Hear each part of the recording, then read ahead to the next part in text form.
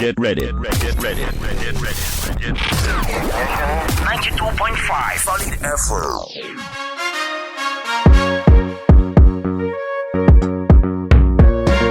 Okay, ladies and gentlemen, Nigerians, it's been back to back right here, Keffi, and you are listening to NBS Campus Gist, and I'm your man, City Soldier, still in Nasarawa State University Keffi, where we have so much going on in this great institution. I've been telling you that in Nigeria, in our country, there is so much hope, from the campus communities. We have every solution to every problem in this country can actually be found within these campuses. Okay, now a lot of people have been talking about Nasarawa State University becoming one of the outstanding universities in the country. I'll be very honest to tell you that there is no doubt about that. I am here with one of the prominent professors in this campus, in the person of Professor Zarwa. As a very prominent personality, a stakeholder, and a role model in our society right here. You are all welcome on our platform, Prof. Thank you very much. This is quite great, for the fact that you are very outstanding. You are somebody who your ideologies have gone a long way in the heart and in the thoughts of so many Nigerians. So without taking too much time, Prof, I want you to go on and introduce yourself to the best portfolio that you want to be identified with. We have a couple of Nigerians who are listening to you on this great platform. Thank you very much. My name is Moses Zira Zarwa. I'm a Nigerian of Nasarawa State extraction, a two-time vice chancellor, and professor of biochemical pharmacology. I'm also a clinical psychologist. At the moment, I work with the Nasarawa State University Department of Biochemistry. And, well, of course, I'm a lecturer and a researcher. And also, I'm a practicing herbalist. Thank you. Wow, there's one thing that I feel lately that is very important for our young people to begin to know. Some people, when you talk about this portfolio in brief, they just feel you just arrived from heaven. Sometimes they need to understand the origin, how you started and how you got to where you are right now. Can you please do us that favor? I went to Boloride Secondary School, Maiduguri, which is a present-day Army Day Secondary School. I am a graduate of the Department of Biochemistry from the University of Maiduguri. I did my bachelor's and master's degree in Maiduguri and in the year 1993 and master's degree in the year 2002 from the University of Maiduguri. But, after Maiduguri, I attended the Aga Khan University, Karachi in Pakistan from 2005 to 2006. Where I did a certificate in research ethics. I also bagged PhD from Chiang Mai University in Thailand, PhD in pharmacy. My area of specialty is pharmacology with some stints of pharmacognosy and therapeutics. I did research work in Tokyo, Nihon University, Japan. And I also came back and studied psychology right here in Nasarawa State University. I did a PGD program first. That is I finished that in 2016. And I also did a master's degree right here too in Nasarawa State University, where I finished with a master's degree in 2023 to be precise. I bagged MSc Clinical Psychology. Well, presently I'm also a student studying for a PhD in clinical psychology. Wow, you see, the point is that I always love the humble beginning of people like you who have studied wide, who believe, in the academic institutions, despite the fact that you have acquired a whole lot, almost everything. You have acquired everything, but you still have that passion, that quest to still acquire more. What is your passion for acquiring so much education? First of all, before we proceed to our main topic of discussion.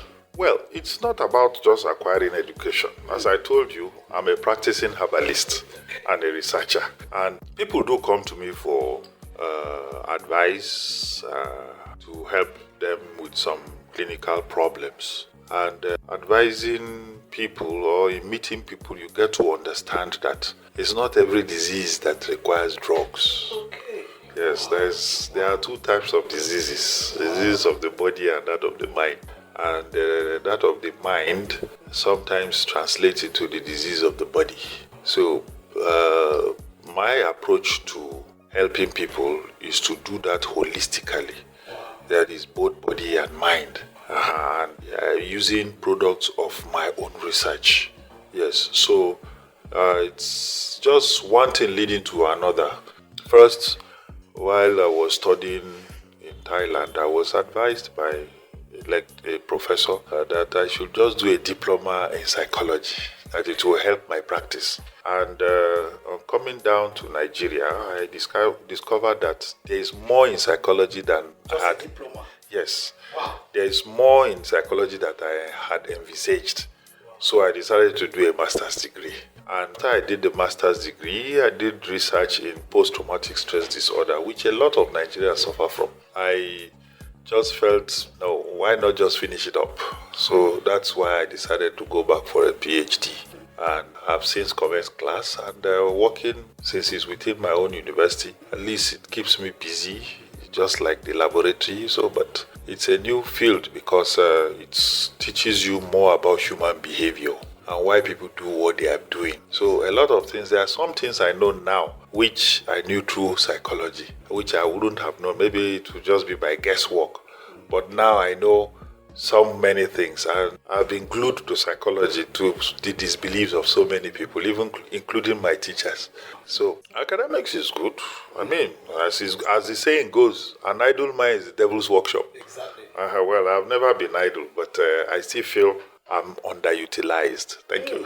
Wow, this is quite huge right here. You, in the course of your discussion, you brought up something very paramount to which you talked about. You have come to believe that there are two types of diseases: the disease of the body, which is physically, and then the disease of the mind. So right here, right now, you are trying to be that holistic body of knowledge that can be able to provide remedies to people from any other perspective to which they come from. You will be relevant to their needs. So we're going to quickly move into our main topic of discussion. We have this trending content right now on social media handles, which Nasarawa State has recorded, a history right on the day of 28th of April 2025, where, you had your team of researchers that can relate to why you are a big body of research, where you had your team of researchers coming to present a pattern to the university that has never been done before. So before we proceed to further discussion, can we quickly look at that particular trend on social media? Yes, it's one of the good things that has happened recently to our university, Nasarawa State University.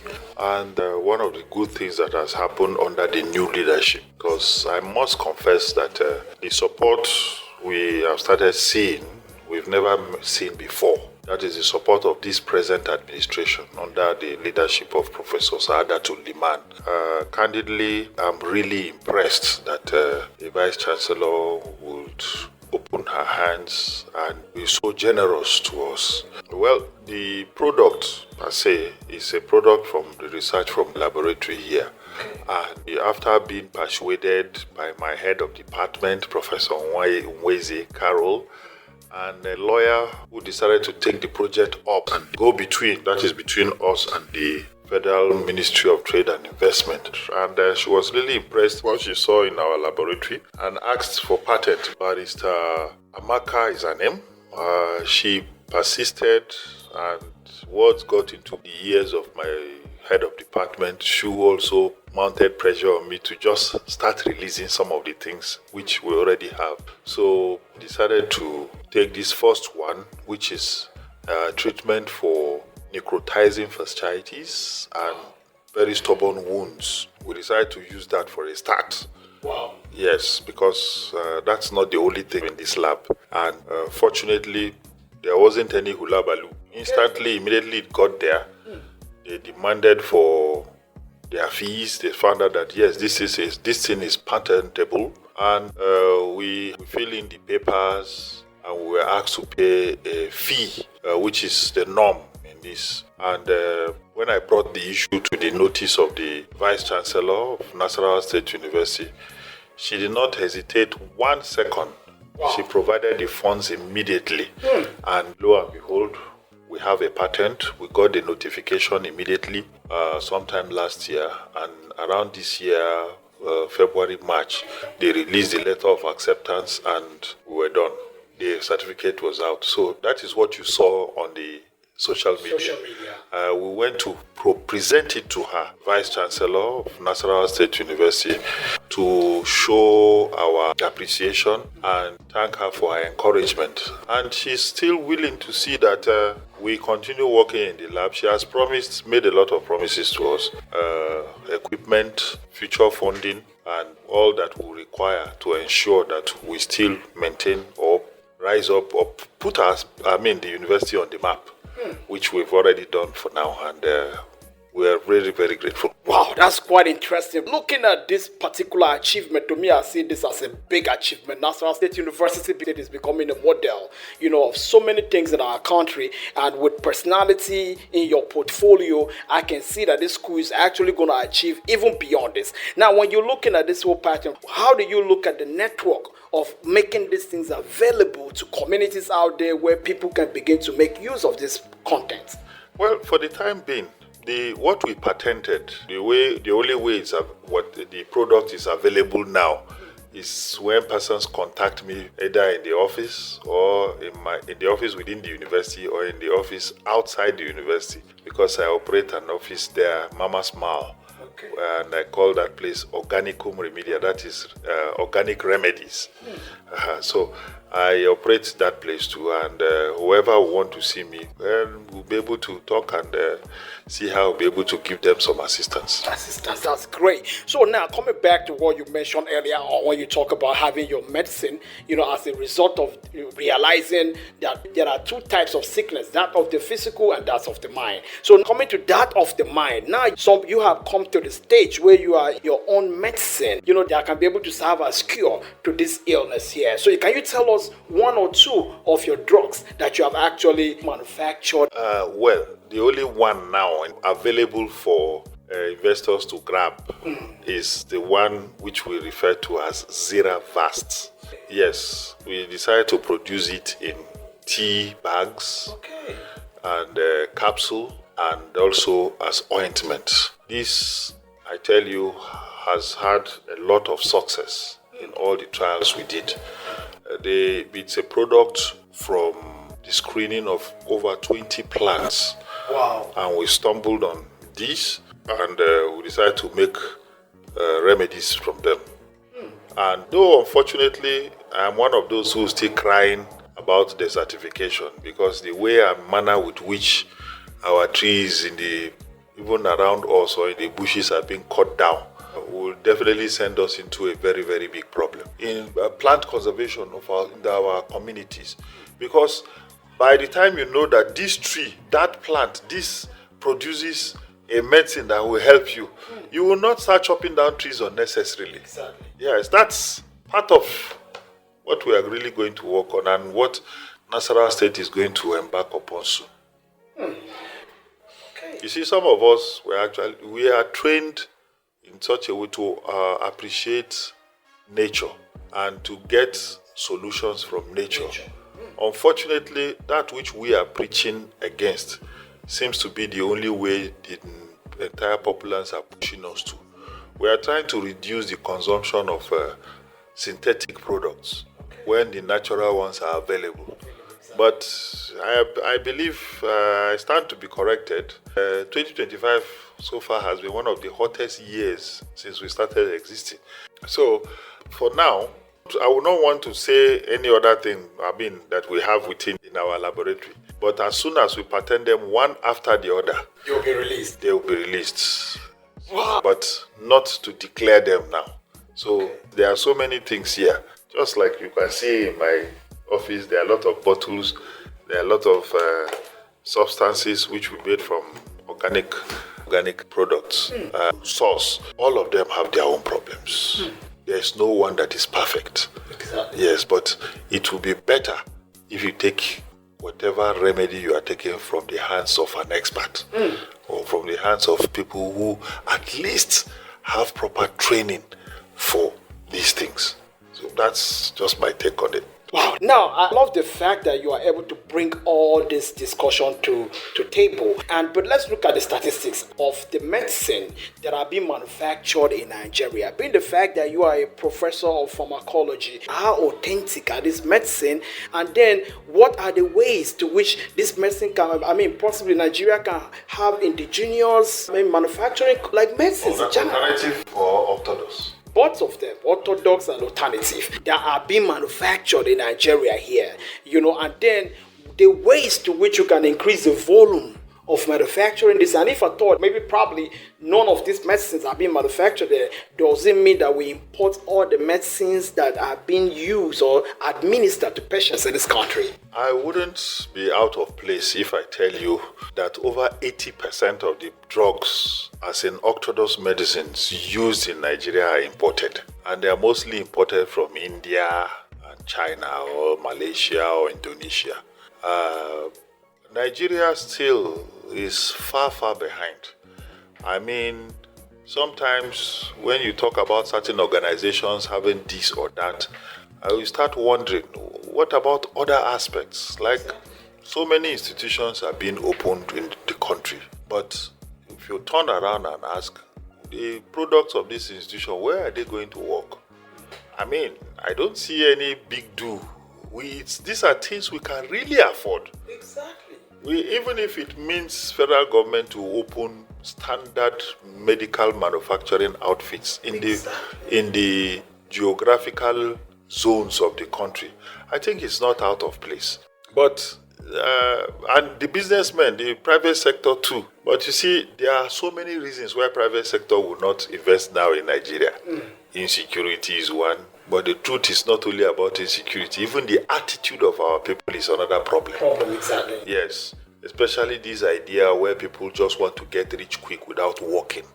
So and nobody seems to be saying anything about it. But medicine, definitely we can manufacture medicine. We have a lot of trained hands. And it's not as if once you just go to the university, you can easily produce medicine. No. When you set up an outfit or a company that will produce particular kinds of drugs, you will train the people on how to use the machines and how to do things. So, but we are not making any headway in all of this. The university I attended in Pakistan, for instance, the Aga Khan University. Aga Khan University was something just out of the blue to me when I first went there. Why did I say so? Aga Khan University at that time was strictly a medical university. And what happens when you come to their teaching hospital? If you go to the Aga Khan University teaching hospital and the doctors do their tests and recommend drugs, if that drug which the doctor said you should use is not on the shelf, they will ask you to sit down and they will manufacture the medicine for you there and give it to you. God. So, and there's no teaching hospital or university in Nigeria that has that capacity. So you cannot imagine if we can turn some of our teaching hospitals to what the Aga Khan University has. You see, unfortunately, Aga Khan University is a private university. It's not government. It's there on the internet. You just check Aga Khan University. It's there. So there's what kind of service will you want in such a place that you will not get? But you find out that Nigeria is not even making any headway at all. The doctors are underpaid. Their teachers in the university are underpaid. And come and see the cost of treatment. Go to any private hospital now. Small procedure, you'll be paying through your nose. And when you even check, some of these doctors are doctors who were trained on scholarship by the government. It's not just direct scholarship, but when you look at what is being paid here and what is paid abroad, you know that there is a very big difference. And there is no even empathy nowadays. Everybody is just going towards money. And the authorities are not even looking at these small issues to help the average masses. So, how you people go to other countries to go and study. That's like a way forward, seeing Nigerians also going to acquire the knowledge. And that can actually take me also back to the history of China, where China underwent what was called self-strengthening, where they will go to other countries, take their citizens to go and school in other countries in Europe. And when they bring them back right from the airports, they were given employment letters and giving them tasks to go and use the knowledge that they have acquired from those countries to make a meaningful impact in their country. What can you say about that, Prof? Well, gladly enough, you talked about China. But you just said exactly what China did. Coming to Nigeria, I said earlier that there is a problem of trust amongst us. Exactly. And that aspect seems to stem from above. Because if people at the top can have trust on those below, definitely things will work out. But you see, government are not angels. Exactly. But now let me just give you this scenario. Over the past 10 to 20 years, thereabout, let me say 10 to 15 years to be precise, Nigerian government has sponsored, trained quite a lot of people in different fields of endeavor in our universities. You can count people in thousands or hundreds who have gone to places like Malaysia, Indonesia, even the UK and the US to go and train. Many people had opportunities to do bench work in other countries. Now, on returning back to the country, has the Nigerian government for once ever challenged them to do something? Did the Nigerian government or the institutions that send them abroad giving scholarship in hundreds of thousands, in millions? Through TED Fund. Of course, through TED Fund. So it's not all about sending people. What about how have they contributed on coming back? They only unfortunately come back and join the bandwagon of just publishing to get promotion. We still have a very long way to go. Wow. We have really gone a long way with this discussion. For me, I'm learning so much from you, Prof, that you have shared a lot of things and I can see light in the things that you are discussing. Now we are closely coming to the end of this interaction. But before we wrap it up, what is your advice to Nigerian government if you are to be given the task to say, okay, now come up with a model or come up with a framework or come up with a research work on how Nigeria can achieve one of the best manufacturing pharmacy in this country? What would be your advice? Well, you see, there is a problem, and that problem in Nigeria is put some people in certain places. They want to be gods overnight. They want to show that they know better than everybody. That is not helping us. Secondly, you see, you cannot just look at the forehead of somebody and say this person is the right person. There must be a guide. There must be guide on how to really do things. Putting certain rules and regulations on paper is not just enough. And this whole boils down to just one thing. If only we have trust in ourselves, we'll be able to achieve a lot. Unfortunately, there isn't that trust. Why? Attitudinally, a lot of people in this country are just out there to just make money. Anything that will stop them from making money, they're ready to do anything to sabotage. This will not help us. We see advising government. When you say advise government, you see government cannot be everywhere. When people talk about government, I say no. Government may not really be our problem. The problem is the people. Because government are just few persons. Forget the slogan that everybody is government. No. Government is just few persons. People who hold the policy. People who tell you, okay, do this. We want to see this done. So, basically, I will simply say government can still interact with the private sector because sincerely there is a problem of trust in our country. Government can interact with the private sector, get people who really are keen on achieving these feats, keen and capable, of course, about setting up facilities like this, and that will even help our people. Regardless of their religion, tribalism. Of course, regardless of where they come from, regardless of what they do, it's just them, their credentials, and their God. Expertise, yes. And their experiences.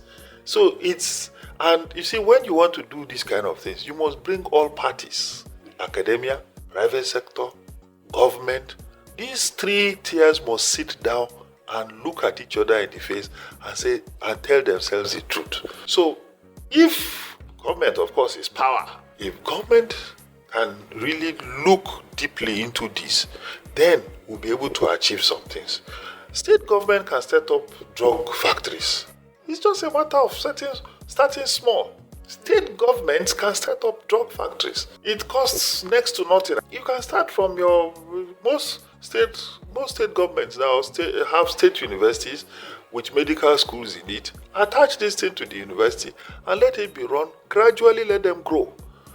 So it's yes, and it's all about the expertise are always there if you are willing to pay them, and if you are willing to treat people honestly and justly. So I don't see, it's not really a big do. They know what to do. And I believe if the will is there, then they will see the way. Wow, ladies and gentlemen, this is quite interesting, and this is how far we have come to the end of this interaction. And this is where we're going to be drawing our curtains. You heard from what Prof have said. Like, this is just one final note that I'm happy that I have achieved from this discussion. You get the point. If they are willing, they will do it. And I love how he actually simplified everything and said even a state government can actually achieve this, because almost every state in Nigeria has a state university, and somehow the state university have medical-oriented faculties and departments, that can actually shoulder this great responsibility. And these departments or faculties, they have professors in different fields, respect distinctive fields of the medicine. So this is very easy to be achieved. And if federal government also want to go into this, it will be very easy, especially for the fact that we have, great professors, prominent professors like Professor Zarwa, who are experts and professionals in this field. I'm sure there are numbers of them in this country that can put their hands together. And if we're able to kill the sentiments of religiosity, tribalisms, and ethnicity, greed, I am telling you, we will 100% achieve this great development. Nigeria will also start manufacturing, because sometimes when you go to the hospitals these days, they tell you a particular price for a tablet, a particular drug. You'll be wondering, like, it's as if you just take only that drug, then your problem will be solved. And meanwhile, they will make a prescription of so many of those drugs in one place for you to buy at a very high cost. But if we begin to manufacture these things in our country, I am very sure these things will become even lesser, because when you begin to buy these things away from different countries and importing them into the country, definitely if you want to place price tags on them, you will want to include all the expenses you have made all through to be able to arrive at a particular price tag on this drug. So you see, it is not an easy formula for us to have, not an easy going in the country. We cannot give up in Nigeria. We must still be prospective. We must still be optimistic about the future of Nigeria. Like for me, I'm going to continue believing, I'm going to be so positivistic about the fact that solutions to Nigeria's problem will certainly come from the universities, will certainly comes from the campuses. Just like some scholars who will always tell you that the solutions to any problem in any society is resting on two shoulders: the education system and the religious institutions. This is how far we can go till we get back to you in our subsequent edition to still know more about the happenings from Nasarawa State University. Is gradually becoming an outstanding university in the country of so many solutions to so many issues in the country. Once again and again, you are listening to NBS Campus just now, the 2.5 FM Keffi, and I'm your man, City Soldier. Thank you.